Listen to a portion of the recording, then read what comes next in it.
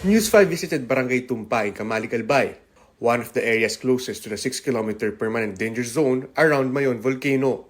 Houses remain covered in thick volcanic ash. Some residents have started cleaning, but their homes are quickly covered again when vehicles pass by. Beyond homes and establishments, the agricultural sector is also heavily affected. Drone footage shows vegetable farmlands in Albay, including pechay crops, now shrouded in ash.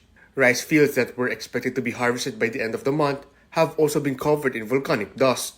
Farmer Arnel Nacor was even seen harvesting okra, not for sale, but to be used as fertilizer. Di naman bibilin yan. Bakit? Abon na sir. Wala nang Hindi na bibili yan. maagapan?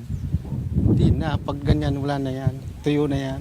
Bago lang asphalt sana kunin ko yan. O Paso, kaso, na, hapon na eh. Other crops such as tomatoes, eggplants, and string beans have also been damaged. Pagkakataon na sana para kumita eh. Yung dapat sana is nasa 20k kada isang harvest is nawala na. Barangay officials estimate that more than 100 farmers have been affected by the ashfall from Mayon volcano. Local government units are now considering cash for work programs to assist affected farmers. Similar conditions are being experienced in neighboring Ginobatan. Trees at the foot of the volcano have also turned gray due to heavy ashfall.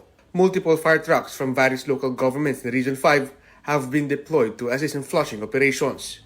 However, water supply remains a major challenge in Ginobatan, especially during the dry season.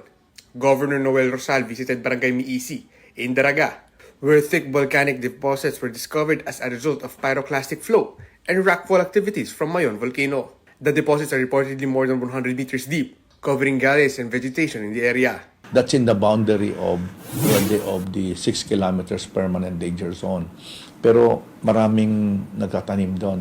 Pag hindi natin ito na agapan, hindi natin ito binang aksyon, delikado na sa next lahar flow, baka bumaba pa ito. FIVOC warns that heavy ashfall may still occur as Mayon volcano remains under alert level 3, indicating ongoing magmatic unrest.